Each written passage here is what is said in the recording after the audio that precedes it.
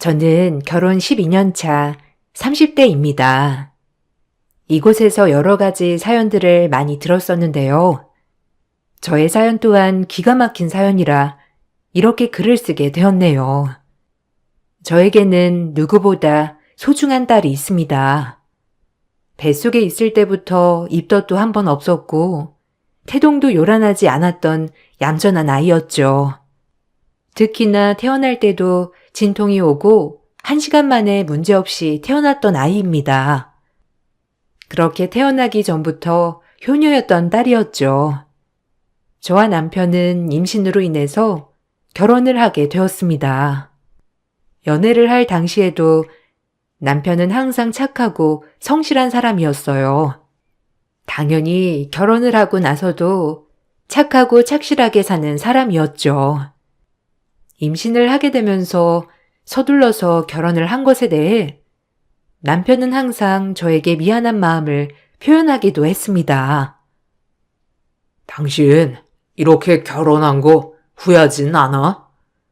주변만 하더라도 결혼한다고 하면 1년 전부터 이것저것 알아보고 고민하고 정말 예쁜 드레스 입고 결혼식도 올리고 그러잖아.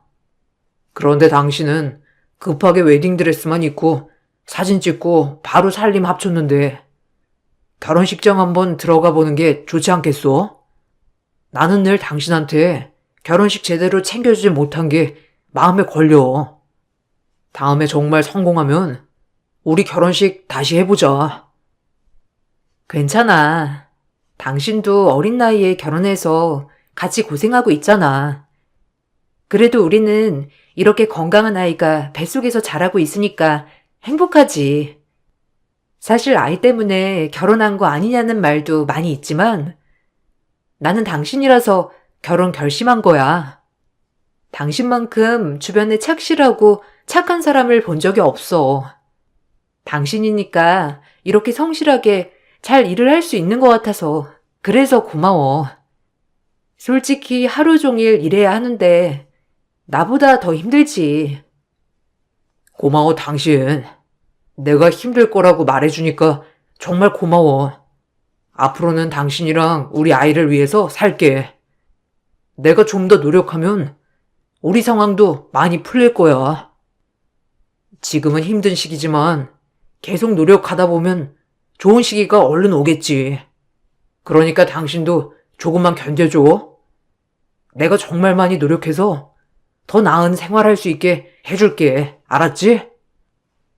남편은 항상 저에게 미안해했지만 생활비를 버느라 힘들게 일을 하고 온 날에도 항상 남편은 튼살 크림을 발라주면서 저를 신경 써 주었습니다. 이런 다정함이 오래 있었다면 좋았겠지만 남편의 태도는 순식간에 바뀌고 말았습니다. 바로 남편이 지인과 가게를 오픈한 날로부터였어요. 남편은 아이의 출산이 다가오자 좀 더 많은 생활비를 벌기 위해서 지인과 함께 가게를 오픈하게 되었습니다. 가게 초반에는 정말 장사가 잘 되어서 발 디딜 틈도 없었죠. 남편은 평소에 벌던 돈보다 몇 배는 더 벌어서 정말 기뻐했습니다. 그렇지만 몸도 바쁘고 힘들었던 시기였죠. 저는 집에 오자마자 쓰러져 잠에 드는 남편을 보면서 정말 안쓰러웠어요. 그렇다고 해서 임신을 한 몸으로 제대로 된 일을 구하기는 쉽지 않았죠. 그렇게 출산일을 기다리고 있었는데 조금씩 남편의 가게 상황이 나빠지기 시작했습니다. 그러다 같이 동업을 했던 지인이 가게를 팔아버리고 잠적하는 사건이 발생하게 되었어요. 남편은 지인 말만 믿고 시작을 했다가 결국 뒤통수를 맞고 모든 걸 날리게 되는 상황이 발생하였습니다. 그날 이후로 남편은 매일 술만 마셨어요. 술만 마시면 하루 종일 신세한탄을 하는 것이 남편의 하루 일과였습니다. 저는 남편에게 우리는 아직 젊으니 다시 시작할 수 있다고 용기를 주고 싶었어요. 당신 이제 술 좀 그만 마셔. 계속 이렇게 마시다가는 큰일 나겠어. 당신 힘든 거 알아. 당신이 이러고 싶어서 그러는 거 아닌 것도 알아. 그렇지만 계속 그렇게 술만 마시고 시간만 보내다 보면 당신 다시 일어날 수 있는 기회도 놓칠 수밖에 없어. 이제는 그만할 때가 된 것 같아. 매일매일 술 마시는 것도 이제 그만하고, 이제는 정신 좀 차리자. 이제 조금 있으면 아이가 태어났는데 어쩌려고 그래? 뭐? 네가 뭘 알아? 네가 사기를 당해봤어? 아니면 모든 걸 다 잃어봤어? 네가 뭘 알아서 나보고 그만하라고 하는 거야? 난 잘 살려고 한 죄밖에 없어. 내가 지금 상황에 얼마나 어이없고 화가 나는지 알아? 결국 다 너 때문이야. 너만 아니었으면 내가 그 고생을 하면서 가게도 오픈하지 않았을 건데. 네가 임신하고 그래서 내가 지금 이 모양이 된 거라고. 당신 그거 진심이야? 지금 진심으로 그런 말을 하는 거야? 당신 진심 아닌 거 알고 있어. 힘들면 힘들다고 얘기를 하고 털어내야지. 그렇게 술만 마시고 나한테 상처 주면 당신 마음이 편해? 아무리 말을 해도 당신이 정신 못 차리면 소용없는 거 알고 있어. 그렇지만 이제 곧 태어날 우리 아이도 좀 생각해야지. 이제 그만 정신 차리라고. 얼마 후면 출산을 해야 하는 상황인데 아무것도 준비하지 않고 생활비도 벌어오지 않는 남편이 저는 답답했어요. 아무리 얘기를 해도 제 말은 듣지 않은 채 자신이 왜 이런 일을 당해야 하는지 속상해했을 뿐 다시 일어날 생각은 전혀 하지 않았죠. 매일 술에 취해 자고 일어나서 다시 술을 마시는 것을 반복했습니다. 이런 상황에서 저는 도움을 청할 곳이 시댁밖에 없었습니다. 어머님, 어떻게 해야 할지 모르겠어요. 찬우 씨는 정신없이 매일 술만 마시고 있고 아무리 달래고 화를 내봐도 제 말은 하나도 듣지 않아요. 물론 지금 힘든 시기라는 건 알고 있지만 그렇다고 해서 지금 상황을 마냥 손 놓고 있을 순 없잖아요. 제가 얘기를 해봐도 안 되니 어머님께서 한번 말씀해 주시면 안 될까요? 이제 곧 출산인데 너무 걱정돼요. 예. 걔가 얼마나 힘들면 그렇게 매일 술만 마시고 살겠니? 얼마나 충격적이고 힘들면 그러겠어? 그래도 와이프라는 게 이해는 못 해줄 망정. 그걸 그대로 시댁에 와서 쪼르르 이러고 있니? 이래서 내가 부모 없는 애는 안 받아주려고 했는데. 어쨌든 지금 당장 걔는 충격 속에 있는데 내가 아무리 말을 해봐도 듣기라도 하겠어? 그냥 언젠가 다시 돌아올 거라고 생각하고 기다리는 수밖에 없지. 어머님, 어떻게 기다려요? 당장 아이가 나와도 이상하지 않은 상황인데 생활비도 하나도 가지고 오지 않고 빚은 빚대로 쌓여만 가고 있는데 어떻게 해야 할지 저도 모르겠어요. 이렇게 배가 나온 상태에서 할 수 있는 일도 없고요. 아니면 어머님, 저희 조금만 도와주시면 안 될까요? 아이 낳고 나서 제가 일을 내서 다시 다 갚을게요. 넌 나한테 돈 맡겨놨니? 어떻게 뻔뻔하게 도와달라는 얘기를 하고 있어? 예. 남편이 안 벌면 네가 나가서 벌어야지. 그럼 남편이 저러고 있을 때 돈만 벌어오라고 타박하는 게 정상이라고 생각해? 아주 그냥 너희는 늘 제멋대로구나. 됐다. 너희들이 만든 일이니 해결도 너희들끼리 해라. 시댁에서는 제가 아무리 도움을 요청해도 거절했습니다. 저는 태어나 고아원에서 자랐기 때문에 친족들도 없는 상황이었어요. 정말 막막하고 어떻게 해야 할지 난감한 상황에서 마음씨 좋으신 사장님 덕분에 단순 조립 아르바이트를 하며 생활비를 벌게 되었습니다. 만삭 때까지 아르바이트를 하면서 겨우겨우 생활비를 마련했어요. 생활비라고 해봤자 거의 죽지 않을 정도의 적은 돈이었죠. 그렇게 혼돈의 시간 속에서 저는 출산까지 하게 되었습니다. 출산을 하고 나서도 저는 생활이 너무 걱정이 되어 3일을 쉬고 바로 일을 나가기도 했죠. 어쩔 수 없이 시어머님께서 아이를 봐주시게 되었는데 술에 취해 정신을 못 차리는 남편을 보면서 시댁에서는 저희를 불러 모아 이야기를 하셨어요. 너희 지금 이 상황이 제대로 된 상황이라고 생각하니? 아이는 아직 1달도 되지 않았는데 아이 아빠라는 애는 술에 취해서 애가 있는지 없는지도 모르고 살고 있고 아이 엄마라는 애는 생활비 벌려고 아이는 내팽개치고 밖으로 나가 일하는 게 말이나 된다고 생각해? 지금 너희가 부모가 될 자격이 있다고 생각을 하니? 이 불쌍한 아이를 지금 이 환경에서 제대로 키울 수 있다고 생각을 했던 거야? 어머님, 죄송해요. 그렇지만 아이를 위해서 저도 최선을 다하고 있어요. 아이 아빠도 조금 있으면 정신 차릴 거예요. 그때까지만 조금 부탁드려요.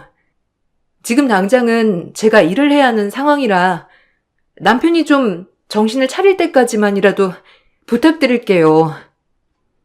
부탁? 그래, 부탁 좋지. 근데 이런 상태로 너희는 진짜 아이를 키울 수 있다고 생각해? 지금 당장 기저귀에 분유 살 돈도 없으면서 어떻게 아이를 키우겠다는 거니? 에휴, 그러지 말고 아이 아직 출생신고 안 한 거 아니니? 아이는 너희 신우 밑으로 올리는 것으로 하자. 안 그래도 선주네가 아이가 안 생겨 고민이라고 하는데 거기로 아이 보내면 편안하게 살 수 있지 않겠니? 어머님, 무슨 말씀 하시는 거예요? 아이는 제 아이예요. 다른 사람한테 보낼 수 없어요. 제가 배 아파서 낳은 자식인데 어디를 보내신다는 말씀이세요? 어머님, 제가 일하고 아기 아빠가 아이를 보면 돼요. 어머님 힘드셔서 그런 말씀 하시는 거죠? 제가 이번 달 월급 받고 하면 그래도 좀 괜찮아질 거예요. 그러니 그런 말씀 하지 마세요. 네가 어떻게 이 아이를 키우겠다는 거니? 이런 거지 같은 집구석에서 불쌍하게 클 아이는 전혀 생각하지 않는 거야? 다른 사람도 아니고 네 신랑 누나인데 그래도 믿을 수 없다는 거니? 거기는 집도 있고 돈도 많은데 아이가 안 생겨서 고민이라고 하잖니? 너희는 아이만 있고 죽지 못해 살 정도인데 누가 봐도 내 말대로 하는 게 낫지 않겠어? 시어머님께서는 아이를 형님에게 보내자고 이야기를 하셨습니다. 남편에게는 나이 차이가 많이 나는 누나가 있었는데 40대 중반이셨어요. 결혼 20년 차지만 아무리 노력을 해도 아이가 생기지 않아서 입양을 고민하고 있던 상황이었습니다. 그런 형님에게 그래도 자신의 핏줄에 자식을 보내주는 것이 좋을 것 같다고 생각한 시어머님께서는 형님에게 보내자는 제안을 했죠. 그 제안을 받고 남편은 동의를 했지만 저는 그 말에 동의를 하지 못했어요. 그렇지만 시댁에선 아이를 살리기 위해서는 이 방법밖에 없다고 말을 하셨죠. 저는 언젠가는 다시 아이를 데려오겠노라 다짐을 하고 아이를 보내주게 되었습니다. 당신, 이게 정말 맞는 선택이라고 생각하는 거야? 그래도 우리가 낳은 아이잖아. 아직 1달밖에 되지 않은 아이를 정말 다른 곳으로 보내주는 게 맞는다고 생각을 하는 거냐고.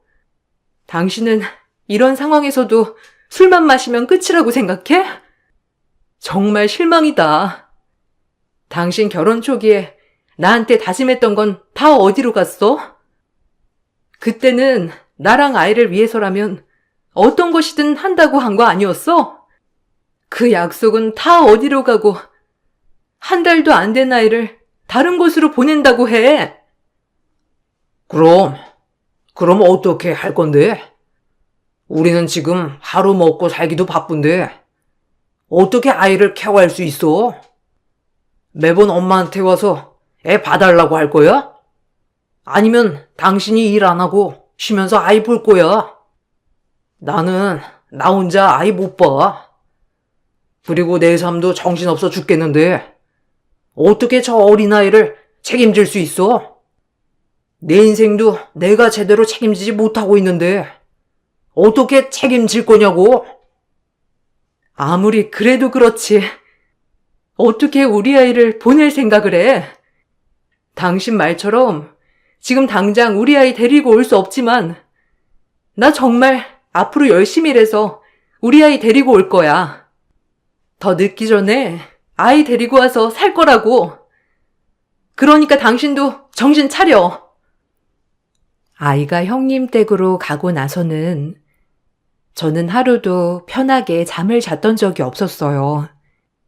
그나마 이후에 형님 댁에서 아이를 위해서 좋은 옷을 사주었다거나 장난감을 사준다는 이야기가 들려올 때마다 그래도 함께하는 것보다 좋은 곳에 보내줬던 것이 더 나은 선택일까 생각을 하게 되었죠. 아이가 간 후에도 남편은 여전히 정신을 차리지 않고 그대로였고 저는 힘들게 생계를 이어나가고 있었어요. 하루하루가 버티기 힘든 상황이었지만 그럼에도 불구하고 저를 버티게 해주었던 것은 형님 댁으로 보낸 아이를 다시 데리고 오기 위해서였습니다. 그렇게 1년여의 시간이 흐르고 어느 날 갑자기 형님께서 연락을 해 오셨어요. 올케, 잘 지내고 있지? 오랜만에 이렇게 연락하네. 안 그래도 올케한테 얘기할 게 있어서 이렇게 연락했어. 사실 우리 아이 말이야. 얼마 전에 사고로 세상을 떠났어. 그때 올케한테 연락을 해야 할까 고민을 정말 많이 했는데 괜히 얘기를 했다가 올케가 더 속상해하고 힘들어하지 않을까 싶어서 이렇게 지금이라도 말하는 거야. 네? 형님, 갑자기 이게 무슨 소리예요? 아이가 떠나다니요? 아니 갑자기 어떻게 그렇게 될 수가 있어요? 아직 돌밖에 지나지 않았을 텐데 어떻게 하다가 사고가 났어요? 형님, 거짓말 하시는 거 아니시죠? 아니 어떻게 아이 장례가 있었는데 지금에서야 얘기를 하실 수 있으세요? 그때는 아무 말도 안 하시다가 어떻게 지금 와서 그런 말을 하시냐고요? 올케가 지금처럼 충격받을까봐 나는 아무것도 말하지 못했어. 아이 유골은 화장해서 아버지 산소 주변으로 잘 뿌려놓았으니까 걱정하지 마. 나도 이렇게 될 줄 생각도 못했어. 그래도 올케가 친엄마니까 알아야 할 것 같아서 이렇게 전하는 거야. 어느 날 아이가 갑자기 사고로 세상을 뜨게 되었다는 소식을 듣게 되었죠. 이미 장례는 모두 마친 상황이었고 형님께서는 그래도 뒤늦게나마 저에게 연락을 해오셨어요. 저는 그렇게 아이의 마지막도 보지 못한 채 이별을 하게 되었습니다. 저는 저의 삶에 희망을 잃게 되었어요. 그 후로는 정말 어떻게 시간이 지나갔는지도 모를 정도로 빠르게 세월이 흘렀던 것 같아요. 저와 남편은 그날 이후로 서로에게 관심도 크게 두지 않은 채로 살아가게 되었죠. 말 그대로 서류 정리만 하지 않았을 뿐이지 거의 남이나 다름이 없는 상태였습니다. 시댁에서도 더 이상 저희에게 관심을 두지 않았어요. 결혼을 하고 나서 10년이 지났지만 아이를 보낸 후로 저와 남편 사이에는 아이가 생기지 않았습니다. 저도 굳이 아이를 갖고자 노력하진 않았지만 남편도 아이에 대해서 언급하지 않았죠. 남편은 현장직으로 일을 시작했고 한번 공사가 시작되면 몇 달 동안 집을 비웠어요. 남편은 일을 시작하면서 그때 당시에 자신의 행동에 대해서 반성하기 시작했죠. 당신, 내가 요즘 일을 다니면서 느낀 건데, 정말 열심히 사는 사람들이 많더라고. 그때 당시는 내가 사기만 당하면 인생이 다 끝난 줄 알았거든. 근데 그게 아니었어.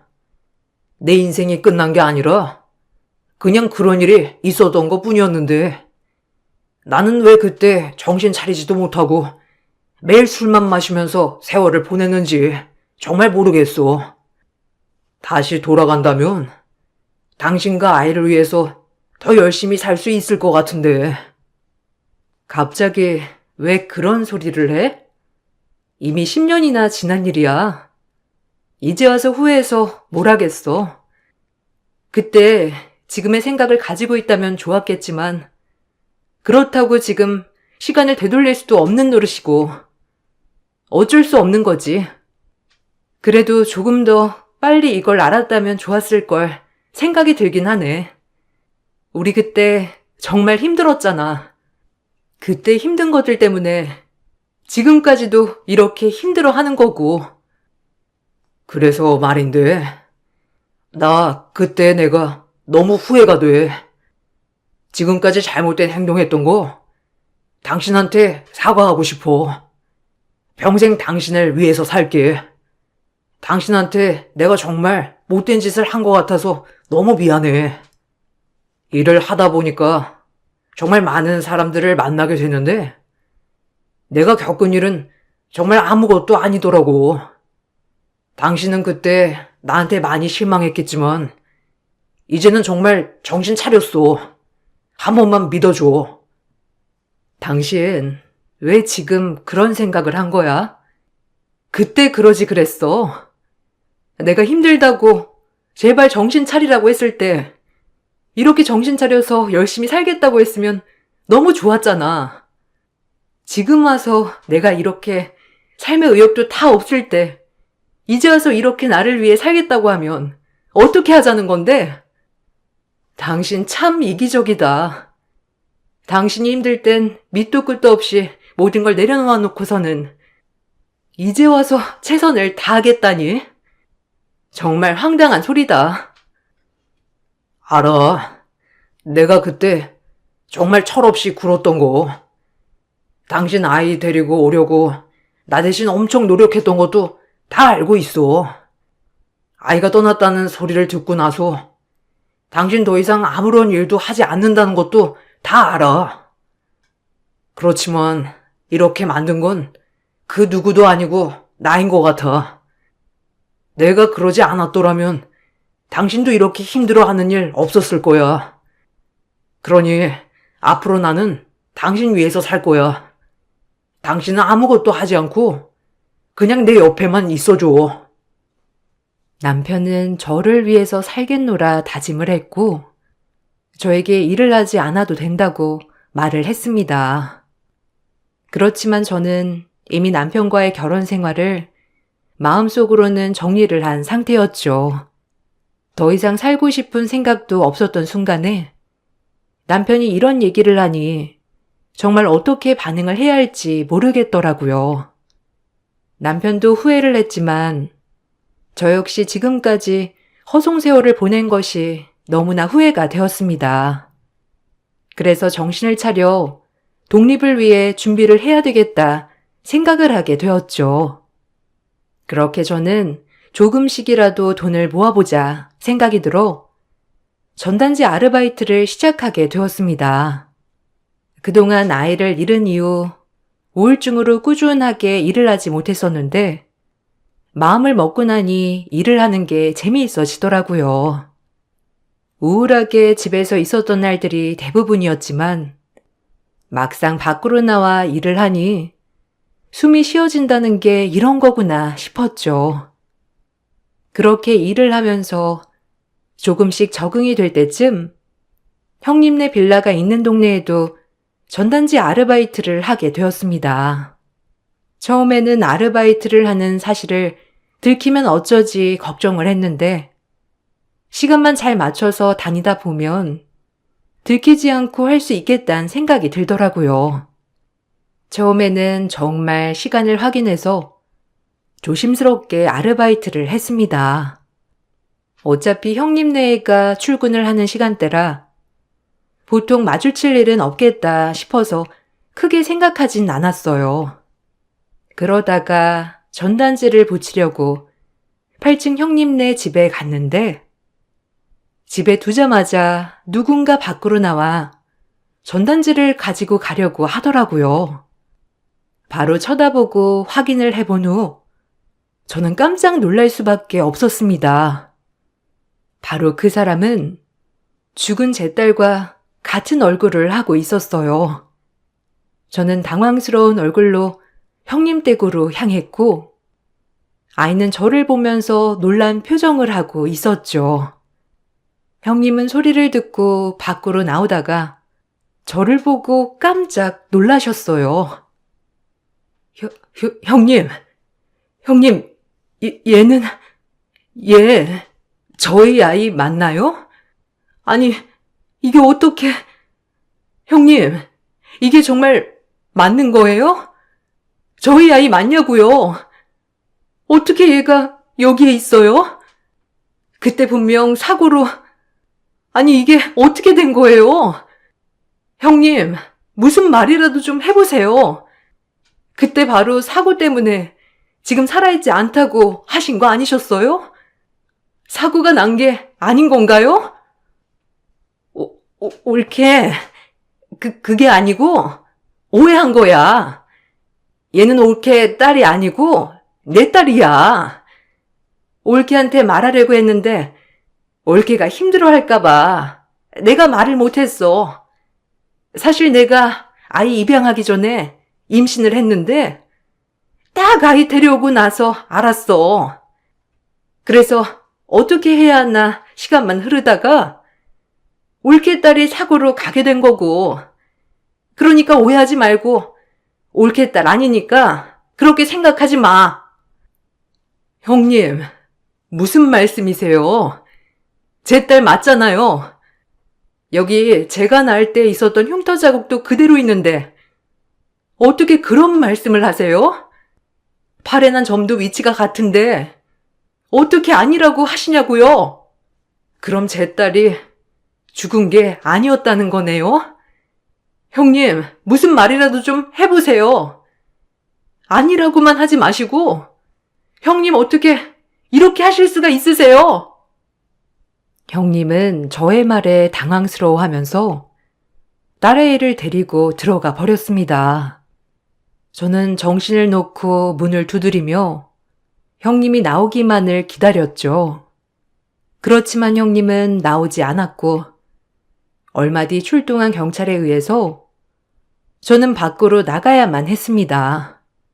그렇지만 저는 본능적으로 그 아이가 제 딸이라는 사실을 확신했어요.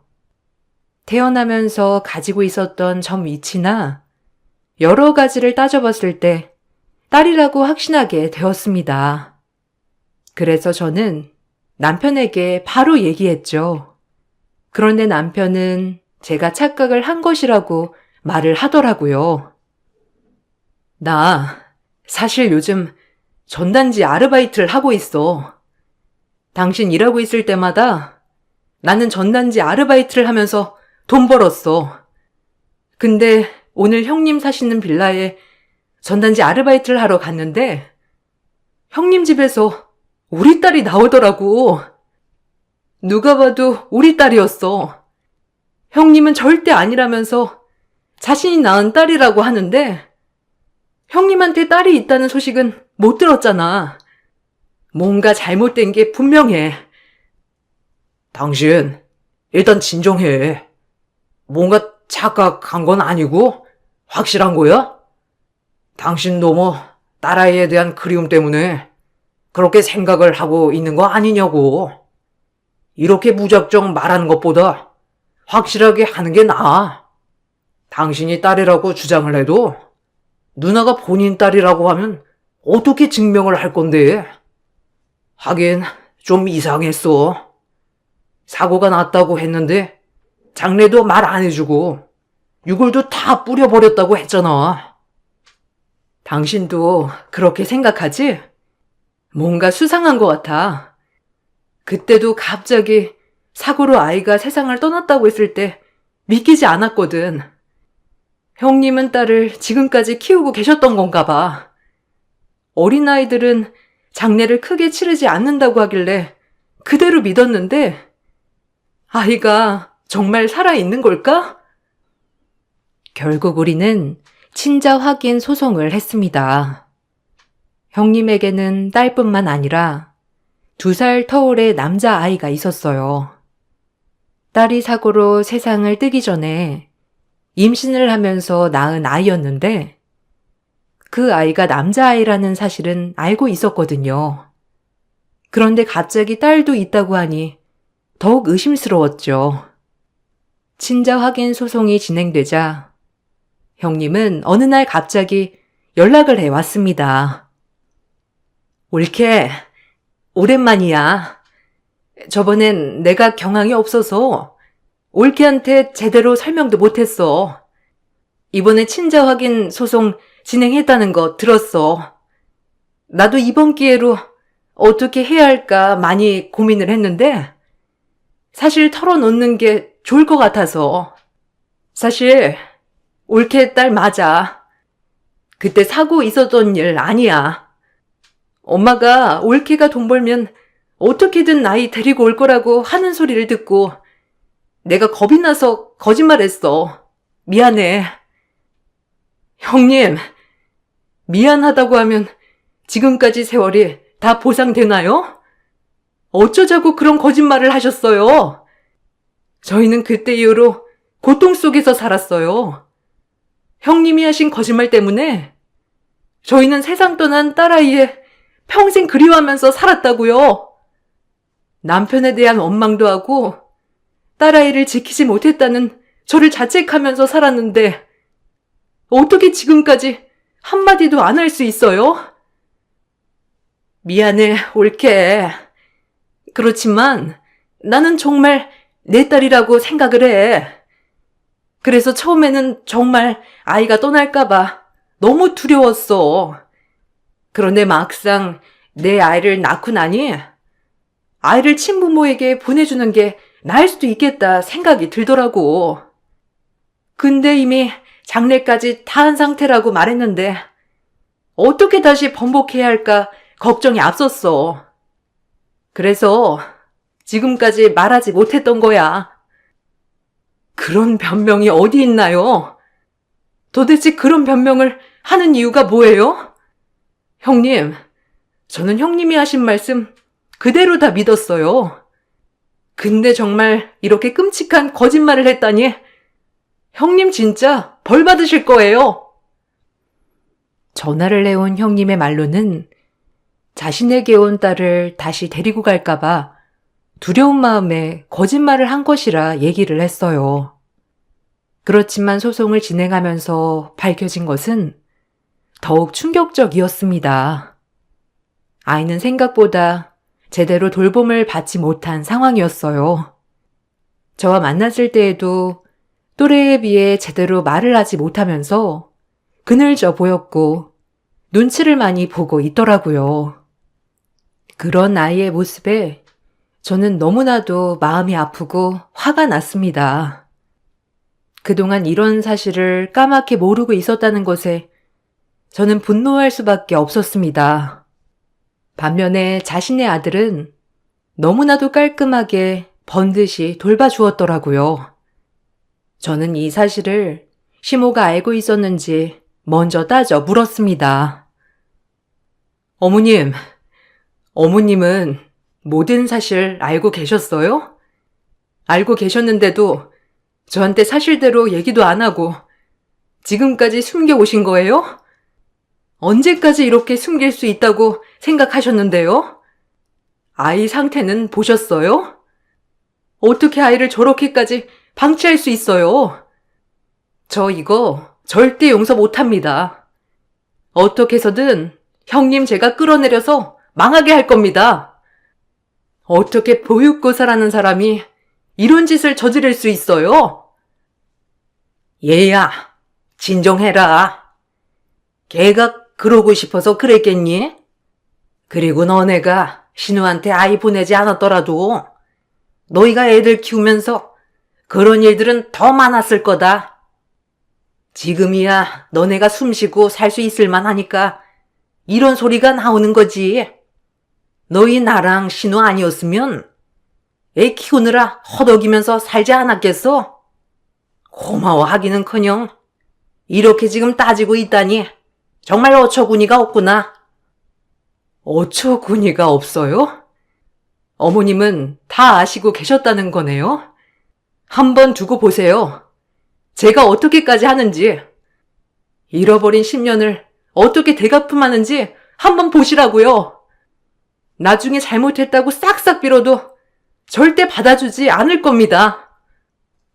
저는 형님 부부를 신고했고 손해배상도 청구했어요. 저와 남편의 진술로 그동안 아이가 사망한 줄만 알았다고 주장했습니다.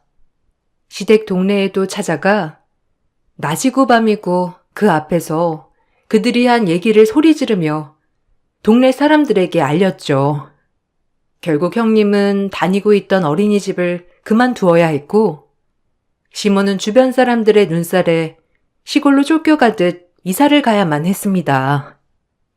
그리고 신고를 했던 것은 생각보다 사안이 심각해 징역까지도 나올 수 있었죠. 결국 형님은 저에게 미안하다며 연락이 왔습니다. 올케, 내가 이렇게 교도소 가버리고 나면 우리 정훈이 어떻게 살라고 그러는 거야. 내가 정말 잘못했어. 그런데 나는 단순히 미워서 그런 게 아니고 심부름을 잘 못하거나 그럴 때 혼낸 거야. 올케는 아이 키워보지 않아서 잘 모르겠지만 아이를 키우다 보면 속 터지는 일들이 제법 많아. 그러다 보면 나도 모르게 감정이 앞설 수도 있다고. 그 어린아이에게 무슨 짓을 한 건지 알긴 아세요? 더군다나 아이들을 돌보는 일을 업으로 하는 형님이 그랬다는 게 말이나 되는 소리입니까? 저희 아이가 그동안 당신 애들한테 당한 거 생각하면 당장 물속에 당신들 다 집어넣어도 모자랄 판국인데 그럴 수 있다니. 아이를 키우다 보면 그럴 수 있다는 게 말이나 돼? 그럴 수 있는 건 없어. 당신네들은 당신네 자식도 이렇게 키웠어? 이거 봐. 올케는 아이 안 키워봐서 내 말 전혀 이해를 못하잖아. 아이를 키우다 보면 저절로 그렇게 된다니까. 그러니까 제발 우리 합의 좀 해줘. 내가 이 은혜 평생 잊지 않고 갚을게. 그러니까 이번 한 번만 용서해 주라. 내가 그래도 10년 동안 너희 아이 잘 키워줬잖아. 내가 너희 힘들 때 아이 걷어준 거잖아. 뻔뻔해도 유분수지. 어떤 게 잘 키워줬다는 거야? 아이에게 온갖 상처 줘놓고서는 이게 잘 키워줬다는 건가? 아, 그러면 당신네들 없는 동안에는 내가 당신네 아들 키우면 되겠네. 그럼 되겠지? 당신네가 한 대로 똑같이 당신 아들한테 내가 해줄게. 당신이 얘기했지? 애들 키우다 보면 그럴 수 있는 거라고. 당신네 아이 일이 되어도 그런 말이 나올지 궁금하네. 올케. 내가 미안해. 잘못했어.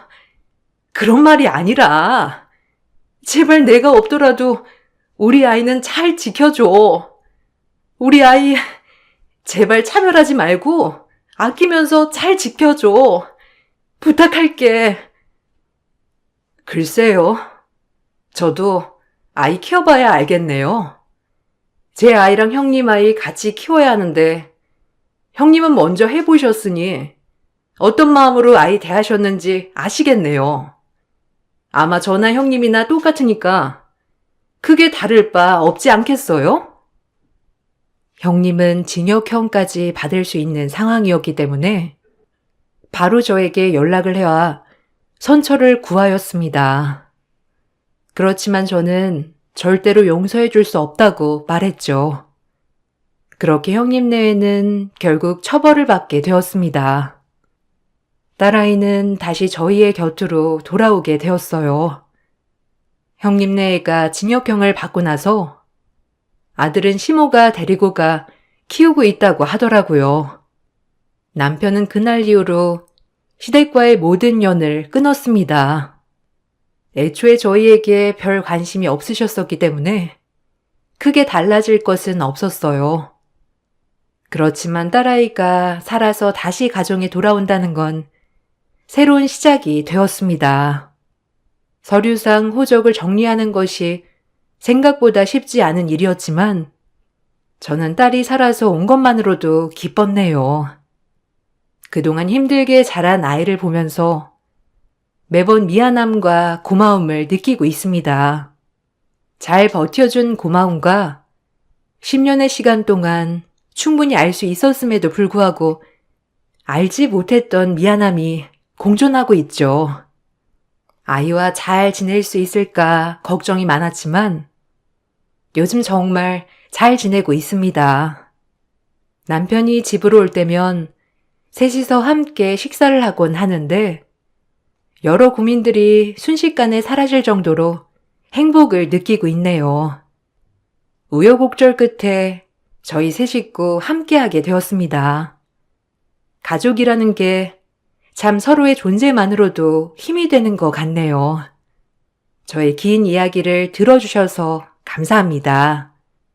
여러분들에게도 소중한 가족들과 행복한 시간들이 많아지시길 기원하겠습니다. 안녕하세요. 저는 30대 중반 여자입니다. 이번에 결혼을 준비하다가 30년 만에 갑자기 찾아온 친생모를 만난 적이 있었는데요. 너무 화가 나고 가슴이 아파 사연을 신청하게 되었습니다. 어느 날 회사에서 퇴근하고 집으로 돌아가려 하는데 앞을 가로막아선 여성 한 분이 저를 바라보면서 할 말이 있다는 듯 천천히 다가오더니 갑자기 제 손을 잡고 눈물을 쏟아내기 시작했어요. 저는 너무 놀라 누구시냐고 물어봤는데 저를 낳아준 친모라는 충격적인 말을 듣게 되었습니다. 너무 갑작스러웠던 상황이라 당황하긴 했었는데 30년 만에 나타난 엄마는 저에게 할 말이 있다며 조용한 곳에서 대화하길 원하고 있었어요. 30년 만에 나타난 친생모와 다시 대면할 수 있을 거라는 상상을 가끔 해본 적은 있었지만 실제로 눈앞에 친생모가 나타나니 어떻게 해야 할지 모르겠더라고요. 잘 지내고 있었니? 내가 너무 늦게 왔지? 그동안 너를 만날 수 없을 정도로 너무 바쁘게 살아오다 보니 세월이 벌써 30년이나 흘러버렸구나. 눈빛을 보니까 나를 기억하지 못하는 것 같은데 네가 워낙 어렸을 때라 그럴 수 있을 거야. 갑자기 찾아와서 많이 놀랐니? 며칠 전부터 너희 회사 앞에서 퇴근하는 모습을 지켜보고 있었는데 그래도 잘 지내고 있는 모습을 보니 엄마도 조금은 안심이 되더구나.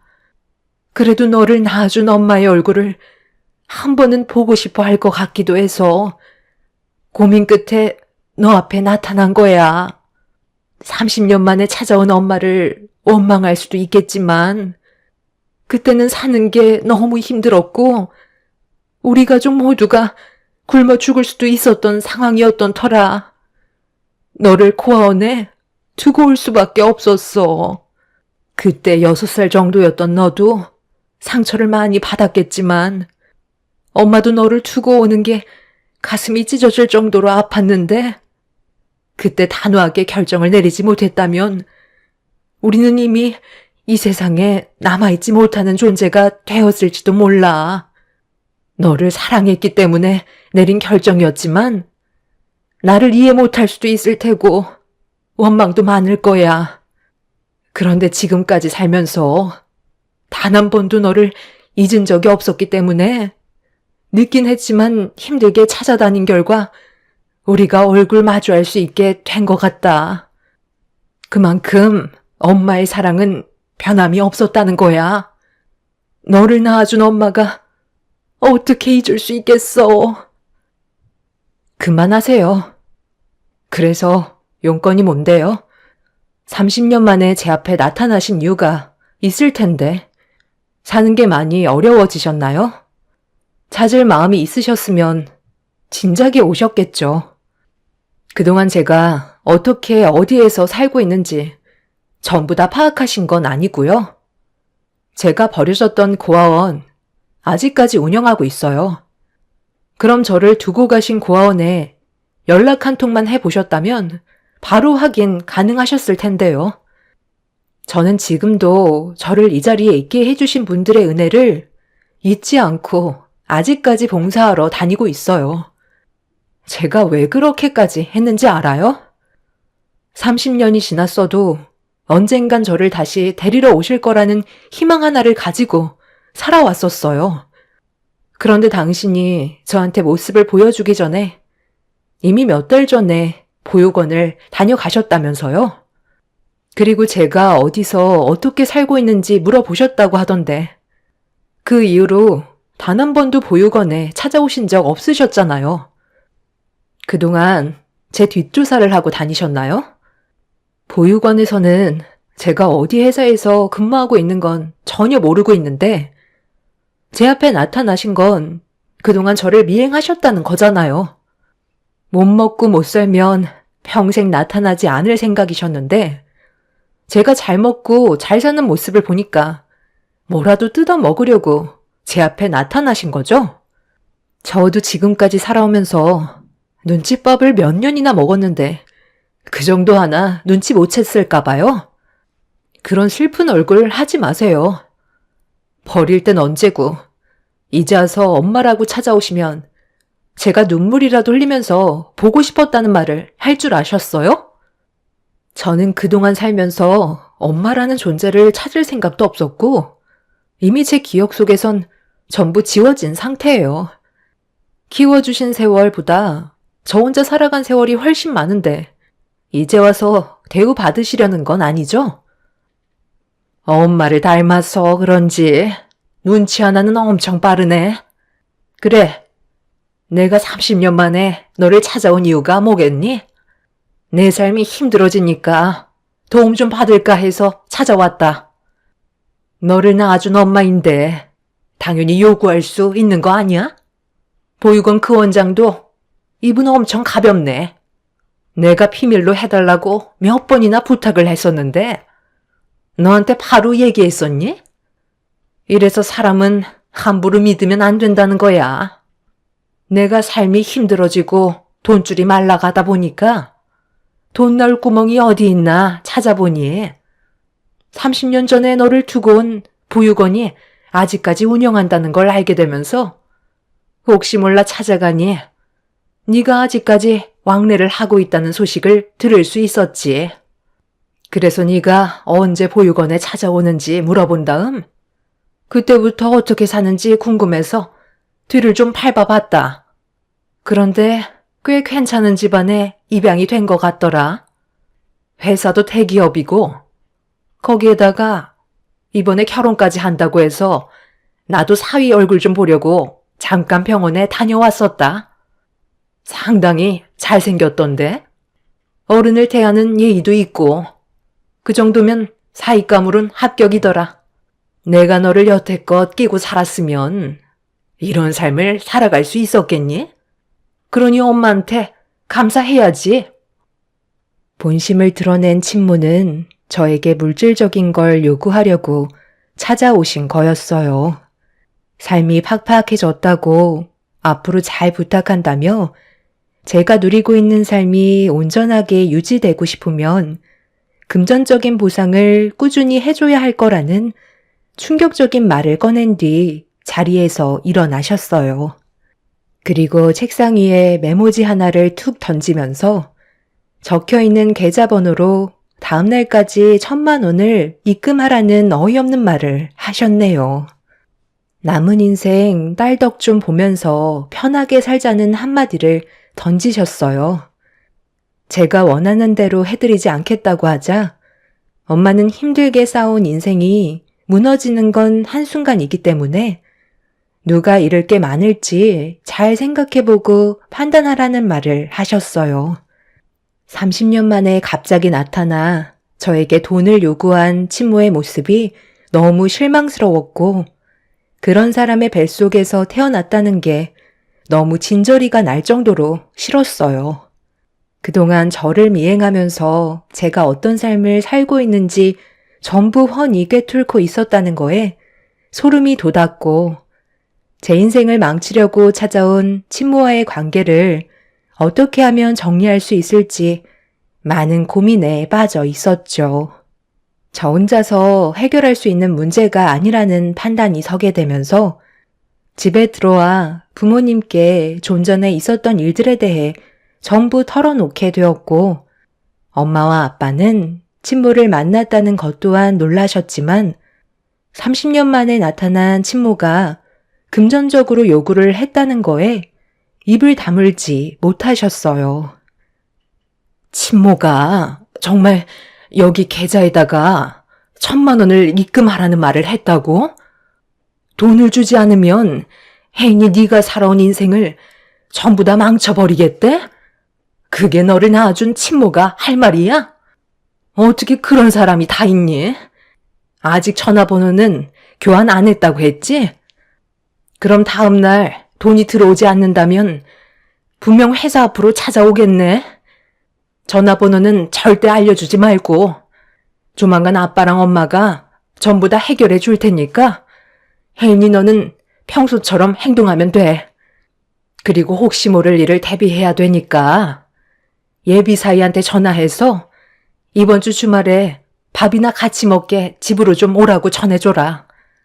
그래야 우리가 처한 상황에 대해 미리 대비를 하지. 저희 부모님은 친모가 나타났다는 거에 긴장을 하셨는지 최대한으로 피해를 줄이기 위해 고민을 많이 하고 계셨어요. 부모님께선 숨기지 않고 솔직하게 모든 걸 얘기해줘서 고맙다며 저를 안아주셨죠. 자식은 부모의 곁에 머물러 있을 때 안정감을 느껴야 되는 게 당연한 건데 친모와 만났을 때의 저는 경계와 두려움이 엄습해 왔습니다. 제 인생에서 2번 다시 나타나지 않고 사라지길 간절히 바라고 있었어요. 저는 부모님께서 시키는 대로 다음날 친모한테 1,000,000원을 입금해주지 않았어요. 그리고 예상했던 대로 퇴근 후 제 앞에 친모는 화가 잔뜩 올라온 얼굴로 저를 바라보며 성큼성큼 다가와 제 팔을 붙잡은 뒤 조용한 곳으로 끌고 갔어요. 그리곤 30년 만에 나타난 친모는 제 뺨에 손을 올려붙이려는 신용을 하면서 왜 돈을 입금하지 않았냐고 화를 냈습니다. 내가 어제 뭐라고 그랬지? 인생 말아먹고 싶지 않으면 계좌에 1,000,000원 꽂아 넣으라고 하지 않았어? 그런데 지금 뭐 하는 짓이야? 꼴랑 1,000,000원 때문에 인생 종치고 싶어? 나는 잃을 게 없는 사람이라고 분명 말을 했을 텐데. 지금 당장 계좌로 1,000,000원 입금시켜라. 그렇게 하지 않으면 내가 너희 집으로 찾아가마. 그렇게 하실 필요 없을 것 같은데요. 저희 부모님께서 아까부터 미리 나오셔서 기다리고 계셨거든요. 저기 걸어오시는 거 보이시죠? 여기 말고 다른 곳으로 장소를 옮기시는 게 좋을 것 같네요. 동네 양아치도 아니고 이게 지금 뭐 하는 짓이에요? 제가 혼자 고민하고 있을 줄 알았어요?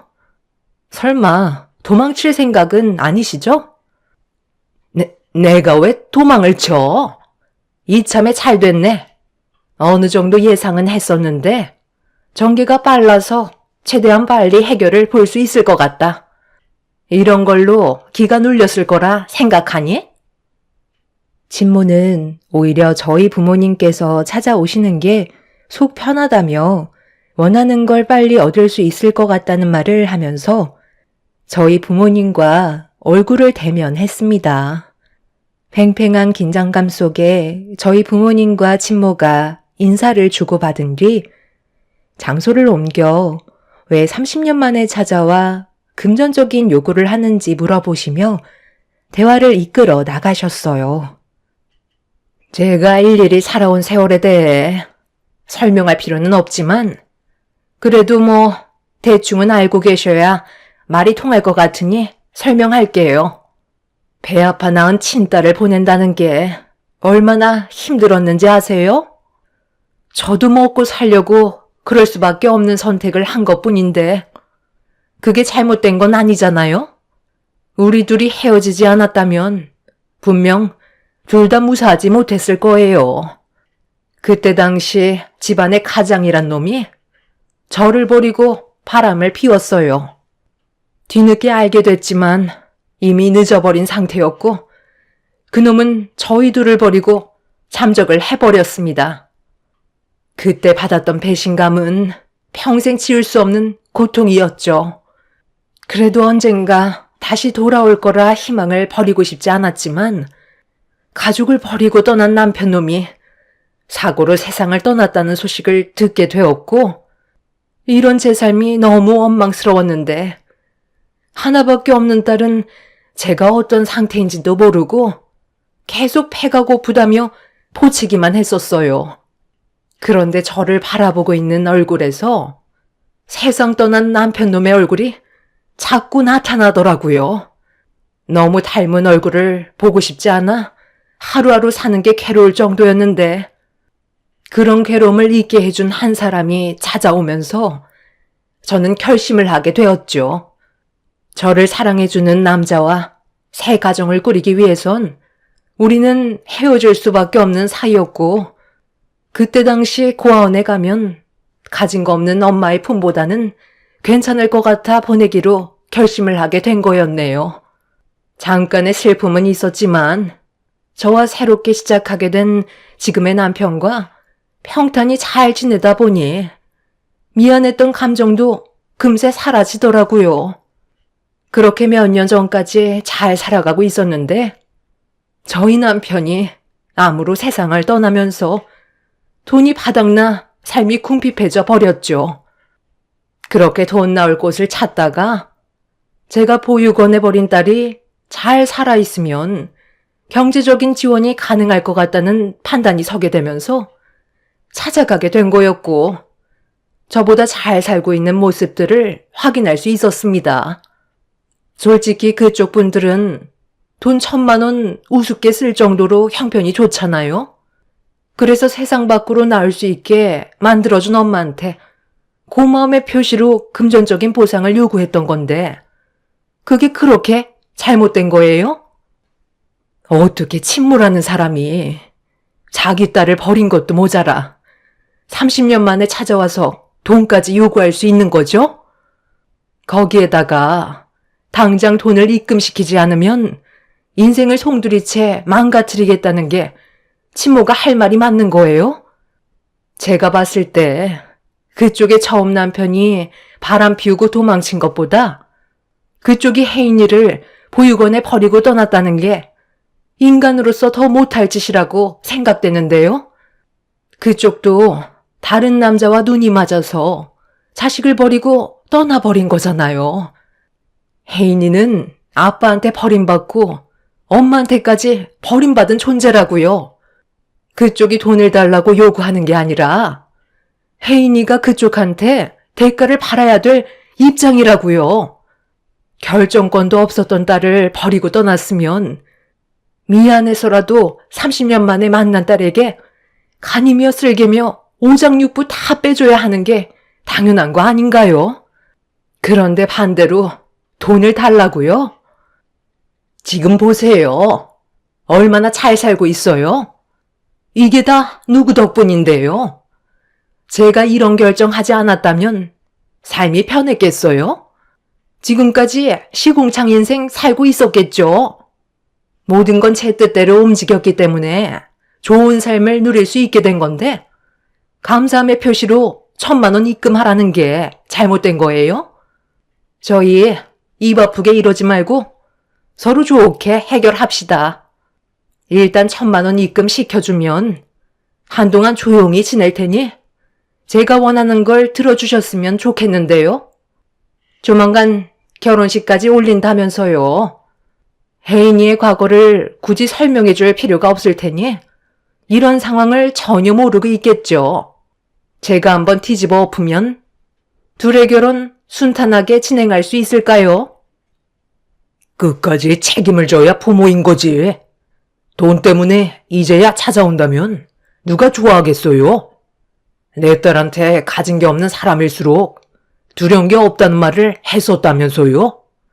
저희는 가진 게 많기 때문에 소중한 걸 잃지 않기 위해서 수단과 방법을 가리지 않고 그쪽을 막아설 겁니다. 제가 봤을 때 피해는 그쪽이 더 많이 볼 것 같은데요. 괜히 사람 잘못 건드렸다가 더 나락으로 가지 말고 그냥 조용히 살던 곳으로 돌아가시죠. 좋게 얘기하는 것도 오늘이 마지막입니다. 저를 보호해 주시려는 부모님께 너무 감사했었어요. 저를 30년 동안 많은 사랑을 주시며 키워주셨던 분이고 단 한 번도 가족이 아니라고 생각해 본 적 없었기 때문에 제 앞에 친모가 나타나도 전혀 흔들리지 않았습니다.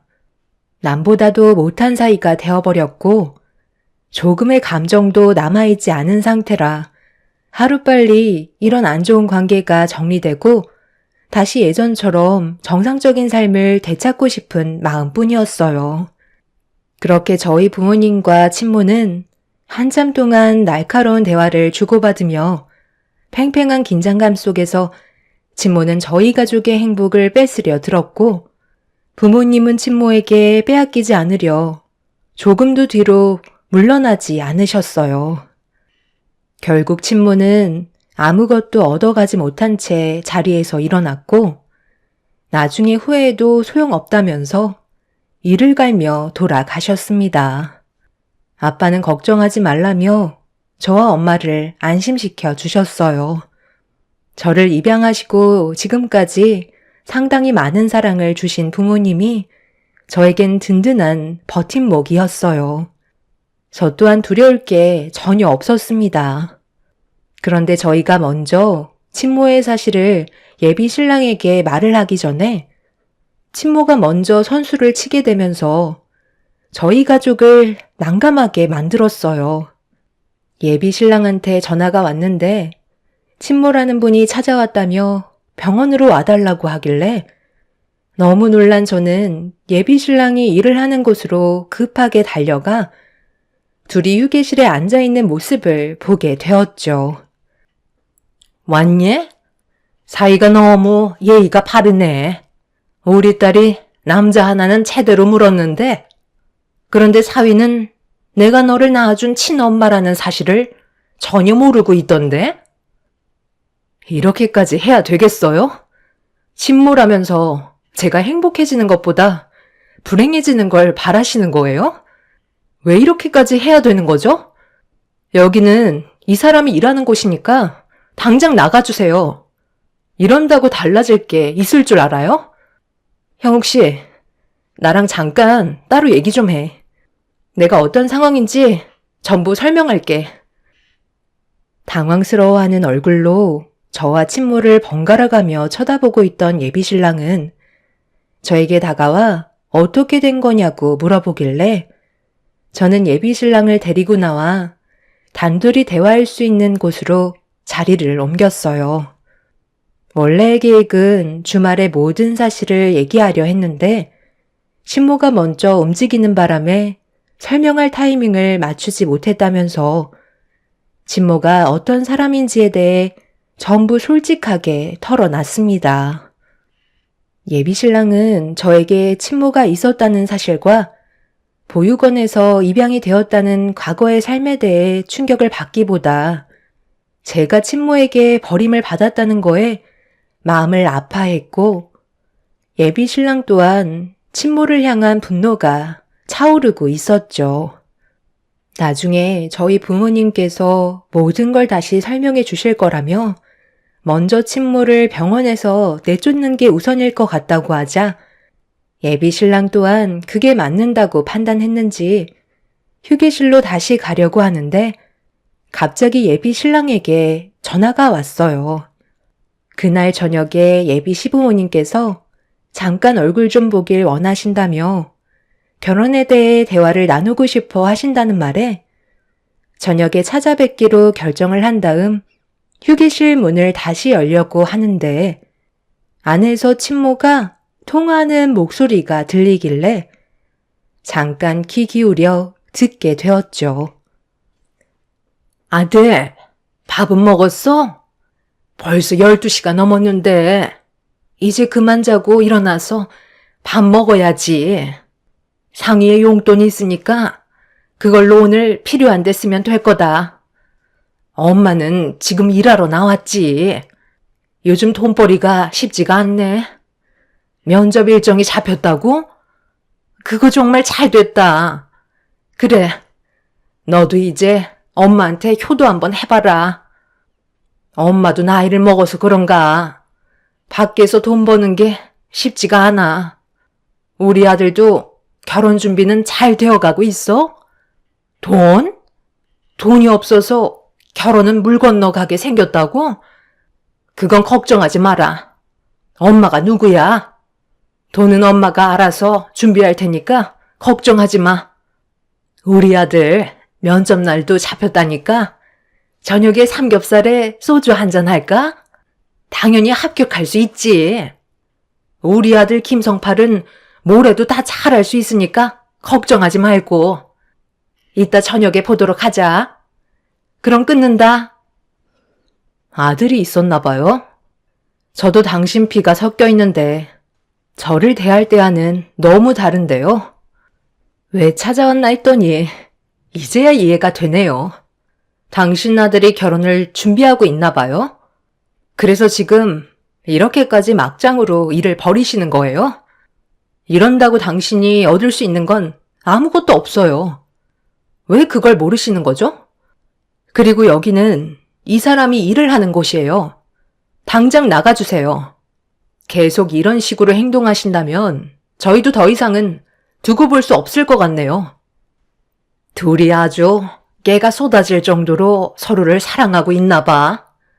그런데 이거 어쩌나? 나는 지금까지 살면서 원하는 걸 얻어가기 전까진 끝까지 물고 늘어지는 성격을 가지고 있기 때문에 내가 원하는 게 손에 들어오기 전까진 물불 안 가리고 막 나갈 거다. 내가 통화하는 걸 다 들었나 본데 내 아들이 결혼 문제 때문에 상당히 어려움을 겪고 있거든. 아, 너 동생이기도 하지?